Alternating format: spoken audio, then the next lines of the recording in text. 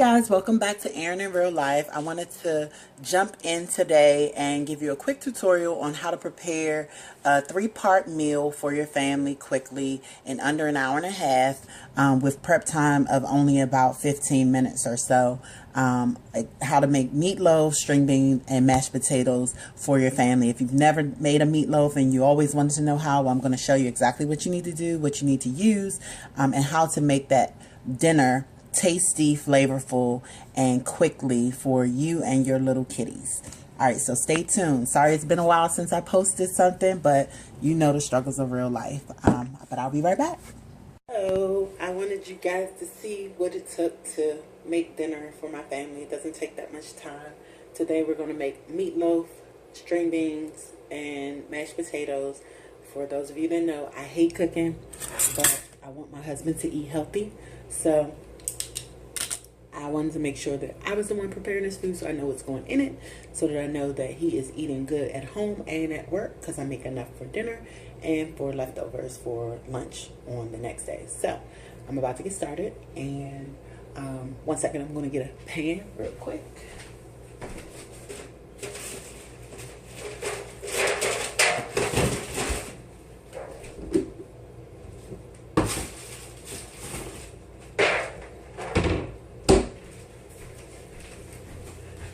What you want to do is you want to set your stove, the oven, to 395, preheat it, so while you're preparing the meat to make the loaf, the oven is heating up, right? Okay. And what you want to get is a bowl that you can mix all of your ingredients for the meatloaf into. And the way that I'm making it, I learned from one of my parents, and it makes the meatloaf very moist and tender and flavorful without putting a whole bunch of salt and seasonings and things in it. Okay, so what I'm going to do is I'm going to take a pound of ground beef, which I had a 2-pound pack, and I just split it in half. Use 1/2 for spaghetti for dinner one night, and the other half I'll be using tonight for meatloaf. I'm going to use part of this green pepper. I'm going to cut up some of this onion. I'm going to use 2 eggs and a 1/2 cup of, well, actually, yes, a 1/2 cup of milk. I use 2% milk. Whatever milk you use, that's the milk that you can use. Half a cup for this size meatloaf. And then I use meatloaf flavoring. So you can get this from any grocery store. Shoppers, Safeway, Giant, whatever your local grocery store is in your town. You can get one of these McCormick meatloaf flavoring packs.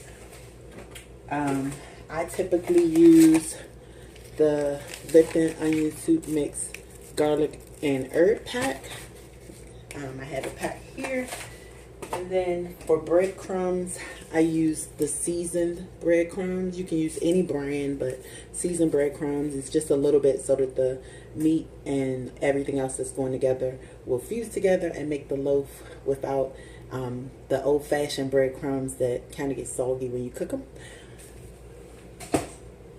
And then for flavor, I don't use ketchup, and I don't like the chili sauce that some people use. I use barbecue sauce, and I just use Sweet Baby Ray's, and I only put enough on the top so that it can, you know, cover the top of the whole loaf after it's completely cooked, to enhance the flavor of it. Okay, so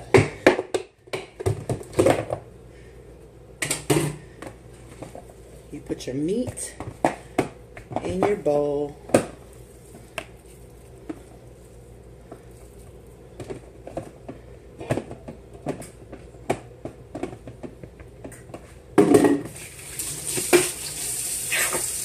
I don't like it touching the meat. Don't judge me.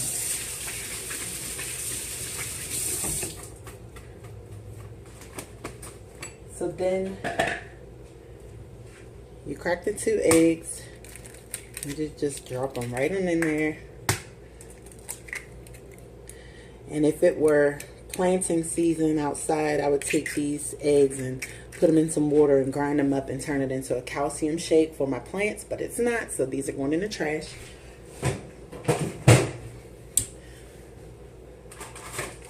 So then you add your Lipton, you add your meatloaf mix, the whole pack.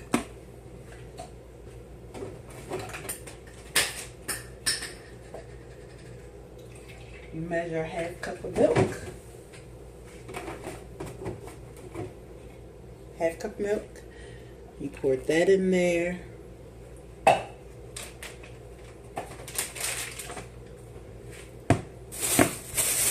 So then you chop up a few of your onions and peppers. I'm going to do that really quickly.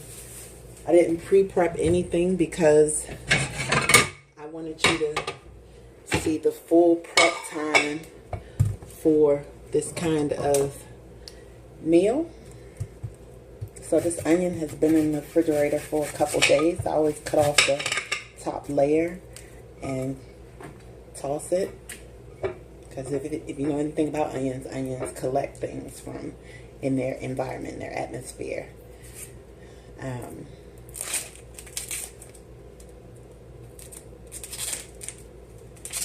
I'm actually almost done. Okay, so then what I do is I make small slits across one direction horizontally on the onion. Then I do it vertically on the onion. Make sure you get a good knife so that you aren't working as hard. This is to reduce the amount of crying that you do when you cut onions. And then you just kind of shave across the top, and it just makes little small chunks of onion without having to do a whole bunch of chopping. Yep, my mom taught me this. So you just need a little bit of onions. I'm gonna put that back in there. Put this milk back in the refrigerator.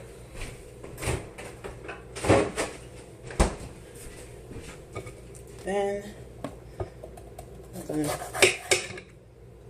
take a small piece of green pepper because it's not a large meatloaf. I'm gonna cut small slices, thin slices of the pepper first, the long way. It doesn't require a whole lot. And then small slices of the long slices, which make little chunks like that. My counter's clean. Little chunks like that. And you do it with maybe like 3 or 4 of the long slices. This is for those little mommies that are not very kitchen technology savvy and they don't have all of those extra instruments. You just use good old-fashioned plate and a knife, and you, like I said, small chunks, put those in there. So okay, you're done with that. Then you just sprinkle right out of the can a few of the breadcrumbs in. Then you mix. Mix it all up together. You just keep mixing it. And I just made a mess. Some of the milk came out of the bowl. Mix it all up together. I used to have to wear gloves to do this. This is absolutely disgusting. But it makes for a great meal. And you can make this for a crock pot as well as the traditional baking.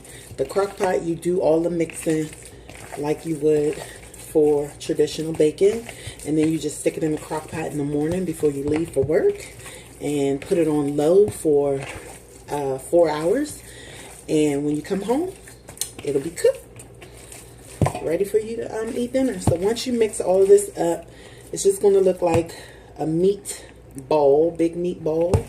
And what you do is you have a small disposable aluminum pan.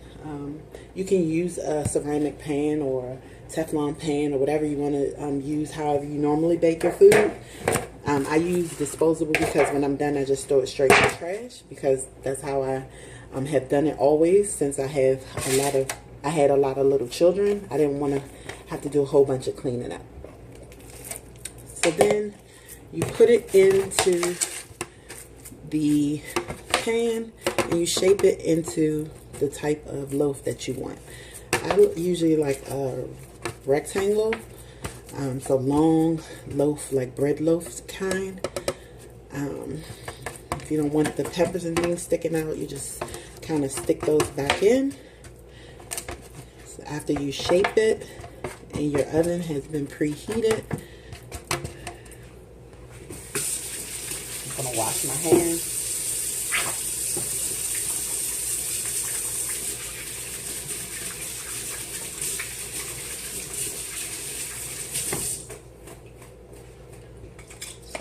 Then you get your foil.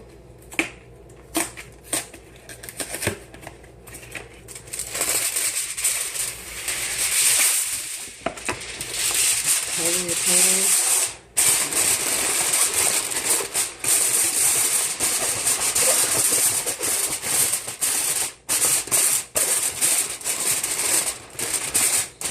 And stick it in the oven. So that's your meatloaf. Now we're going to make string beans. I like to make just string beans with a little bit of flavor. I don't like using seasoning, salt, and things like that. So what I do is I take a bag of green beans, and this is for multiple days, but I'm just going to cook them all at one time, and then the rest will go in the refrigerator for dinner on other days. So I take this one bag, empty it into a pot that's half full. This is my pot. And if you can see, it has water in it. It's half full. I empty it into the pot, the whole bag.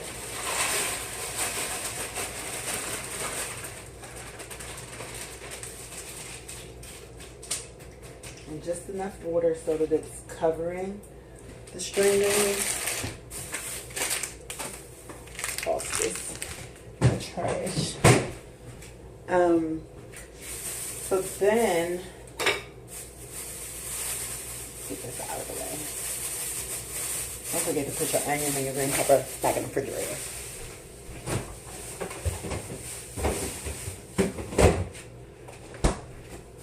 Then because what the flavor that I'm going for with the meatloaf is roasted garlic and herb, I use roasted garlic and herb seasoning for my string beans. I use 1 pack.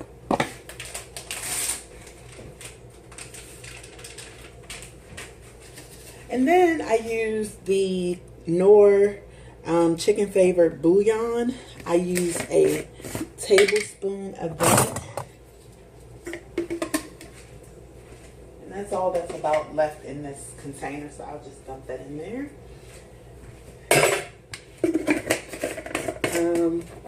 Then I use a teaspoon of butter.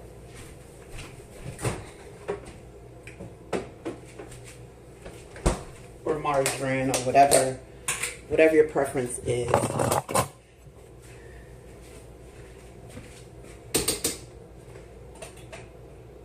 Turn it on medium.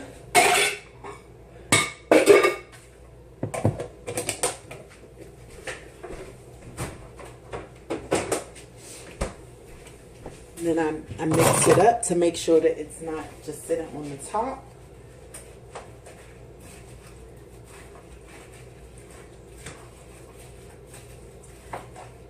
So that it can mix all the way into the string beans. And then I cover those and I let those cook. Those take about 30 minutes to cook. The meatloaf takes about an hour to cook. Then once the meatloaf is done cooking through, I make my mashed potatoes, which only take 5 minutes in the microwave with 2 cups of water. This mashed potato pack mixed in with a fork, cold water preferably, mixed in with the fork, and then put into the microwave for 4 minutes in a microwavable dish. Then it's already ready. That's all you have to do. 5 minutes. Mashed potatoes. And then dinner is ready in an hour and about an hour and 15 minutes. Some people